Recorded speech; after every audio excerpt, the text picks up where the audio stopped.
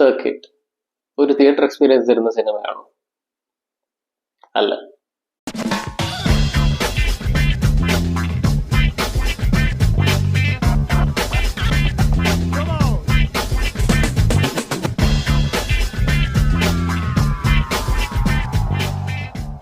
പിന്നെ എന്തിനാണ് ഈ റിവ്യൂ എന്ന് ചോദിച്ചു കഴിഞ്ഞാൽ, മലയാള സിനിമയിൽ നമ്മളിപ്പോൾ കണ്ടുകൊണ്ടിരിക്കുന്ന ഈ ബഹളത്തിന്റെ ഇടയിൽ ഒരിച്ചിരി നേരം ഫ്രീ ആയിട്ട് റിലാക്സ്ഡ് ആയിട്ട് നിങ്ങളെ ഫാമിലിയുടെ കൂടെയോ അല്ലെങ്കിൽ ക്ലോസ് ഫ്രണ്ടിന്റെ കൂടെയോ ഗേൾ ഫ്രണ്ടിന്റെ കൂടെയോ റിലാക്സ്ഡ് ആയിട്ട് ഇരുന്ന് കാണാൻ പറ്റിയ ഒരു ഫീൽ ഗുഡ് സിനിമയാണ് സർക്കിട്ട്.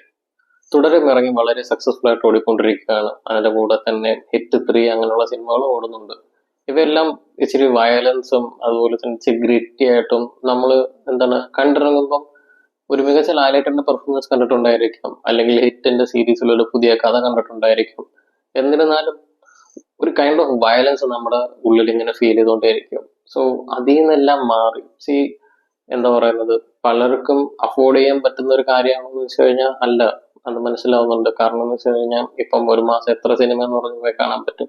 പക്ഷെ എന്നിരുന്നാലും ഒരു ക്വാർട്ടർ അൽഫാം വായിക്കാനായിട്ട് നിങ്ങൾ ചിലവാക്കാൻ ഉദ്ദേശിക്കുന്ന ഒരു പൈസ ഉണ്ടെന്നുണ്ടെങ്കിൽ, പറ്റുന്നുണ്ടെങ്കിൽ ഈ സിനിമ ഒന്ന് പോയി കാണണം.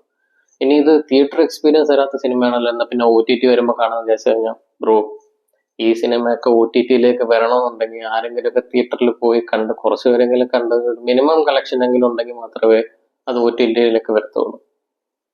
സിനിമ എങ്ങനെയുണ്ട് എന്ന് ചോദിച്ചു കഴിഞ്ഞാൽ, നിങ്ങൾ ഈ ഇറാനിയൻ സിനിമകളോ അല്ലെന്നുണ്ടെങ്കിൽ ഈ അറേബ്യൻ സിനിമകൾ ഒരു ടൈപ്പ് ഓഫ് മൂവീസ് കണ്ടിട്ടുണ്ടായിരിക്കും. അതായത് ചിൽഡ്രൻ ഓഫ് ഹെവൻ അല്ലെങ്കിൽ സംതിങ് ലൈക്ക് ദാറ്റ്, അതുപോലെയുള്ള കുറച്ച് സിനിമകൾ കണ്ടിട്ടുണ്ടെങ്കിൽ എങ്ങനെയാണ് ഒരു ഫീൽ ഗുഡ് സിനിമയുടെ സ്റ്റോറി പോകുന്നത് ആ ഒരു രീതിയിൽ തന്നെയാണ്.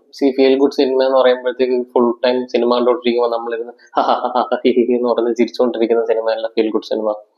അതായത് അതിനകത്ത് ഒരു കോൺഫ്ലിക്റ്റ് കാണും, പക്ഷെ ആ കോൺഫ്ലിക്റ്റ് റിസോൾവ് ആവുന്നത് നമുക്ക് കൂടെ ഇഷ്ടപ്പെടുന്ന രീതിയിലുള്ള ഒരു വേയിലായിരിക്കാം. അല്ലെന്നുണ്ടെങ്കിൽ ചിലതൊക്കെ ഓപ്പൺ എൻഡിങ്സ് ആയിട്ട് വിട്ടുകൊടുത്ത് ആ ഒരു രീതിയിലും ആയിരിക്കാം. അങ്ങനെ വെച്ച് നോക്കുമ്പോൾ സർക്കിട്ടും ആ ഒരു ജോണറിൽ തന്നെ വരുന്ന ഒരു സിനിമയാണ്. ആസിഫ് അലി വളരെ നല്ലൊരു നടനായിട്ട് മാറിക്കൊണ്ടിരിക്കുകയാണ്. ഇപ്പൊ മമ്മൂട്ടി എങ്ങനെയാണോ തേച്ച് മിനുക്കി കൊണ്ടുവരുന്ന പറയുന്നതൊക്കെയാണ് ആസിഫ് അലി ഓരോ സ്ക്രിപ്റ്റ് സെലക്ഷനിലൂടെ നമ്മളെ ഞെട്ടിച്ചുകൊണ്ടാണ് ഇരിക്കുന്നത്. ആ കൂടെ അഭിനയിച്ച കൊച്ചുപയ്യനും വളരെ നല്ല ഇൻട്രസ്റ്റിംഗ് ആയിട്ടുള്ള ഒരു ക്യാരക്ടർ. ഒരിക്കലും ആ ചെറുക്കൻ ക്യാരക്ടർ ഔട്ടായതായിട്ട് നമുക്ക് ഫീൽ ചെയ്യത്തില്ല. ശരിക്കും ആ ഒരു ആ ക്യാരക്ടർ എങ്ങനെയാണ് പെരുമാറുന്നത് ആ ഒരു രീതി തന്നെയാണ് പെരുമാറുന്നത്. മ്യൂസിക്കും ബാക്കി ഡിപ്പാർട്ട്മെന്റിന്റെ കാര്യം പറയാനാണെങ്കിൽ ഇപ്പം എക്സ്ട്രാ ഓർഡിനറി വർക്ക് എന്ന് പറയാൻ വേണ്ടിയിട്ടൊന്നും എനിക്കറിയാൻ വയ്യ. ബട്ട് സൗണ്ട് ഡിസൈനിങ് കാര്യങ്ങളൊക്കെ അത്യാവശ്യം നല്ല തന്നെയായിരുന്നു.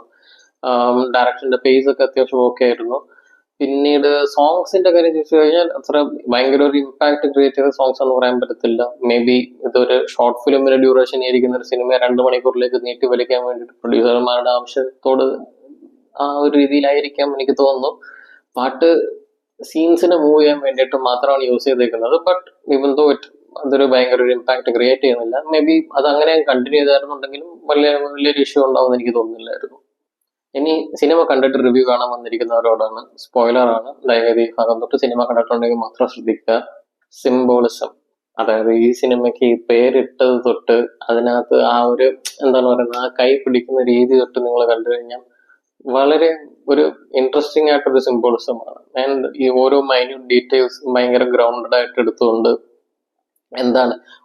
ഒരു നോർമൽ ഗൾഫ് റിലേറ്റഡ് മൂവി ആയിട്ട് വരാതെ, അല്ലെങ്കിൽ അതിൽ നിന്ന് എങ്ങനെയൊക്കെ മാറി നിൽക്കാൻ പറ്റും, സ്ഥിരം ക്രിഞ്ച് എന്ന് പറഞ്ഞ ആ ഒരു സാധനം കൊണ്ട് നമ്മൾ മണ്ണിൽ അടിച്ചേൽപ്പിക്കാതെ എന്നാൽ അത്യാവശ്യം ഓഡിയൻസിനെ കണക്ട് ചെയ്യാൻ പറ്റുന്ന കാര്യങ്ങൾ, അതായത് ആസിഫ് അലി ആ കടം ചോദിക്കുന്ന സീനായാലും ജോലിക്ക് വേണ്ടി നോക്കുന്ന സീനായാലും ആ ഫുഡ് കൊടുക്കുന്ന സീനായാലും വളരെ മൈന്യൂട്ടായിട്ട് വരുന്ന ഡയലോഗ്സ് പോലും നല്ല രസമുള്ള രീതിയിലാണ് ഡയലോഗ്സ് എല്ലാം അവതരിപ്പിച്ചിരിക്കുന്നത്. ഒരിക്കലും നമ്മളെ ഡയലോഗ്സ് നിറച്ച് ചുമ്മാ വളന്ന് വെണ്ടിക്കൊണ്ടിരിക്കുന്ന രീതിയിലൊന്നും വരുത്തിയിട്ടില്ല.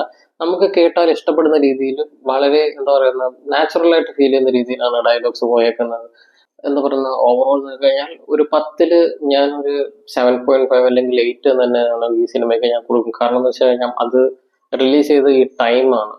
ആക്ച്വലി ഇത്രയും ഫ്രസ്ട്രേറ്റഡ് ആയിട്ടും ടെൻഷനിലും വയലൻസ് എല്ലാം കണ്ട് ഇങ്ങനെ ഒരു ഭയങ്കര ഒരു വല്ലാത്ത അവസ്ഥയിലിരിക്കുന്ന ആരായാലും നിങ്ങൾക്ക് ഒരിത്തിരി നേരം സമാധാനം കിട്ടണമെന്നുണ്ടെങ്കിൽ, നിങ്ങൾക്ക് എല്ലാത്തിൽ നിന്നും മാറി നിങ്ങൾക്ക് ഒറ്റയ്ക്ക് പോയി സിനിമ കാണണമെന്നുണ്ടെങ്കിലും ഇതൊരു മികച്ച വാച്ചായിരിക്കും.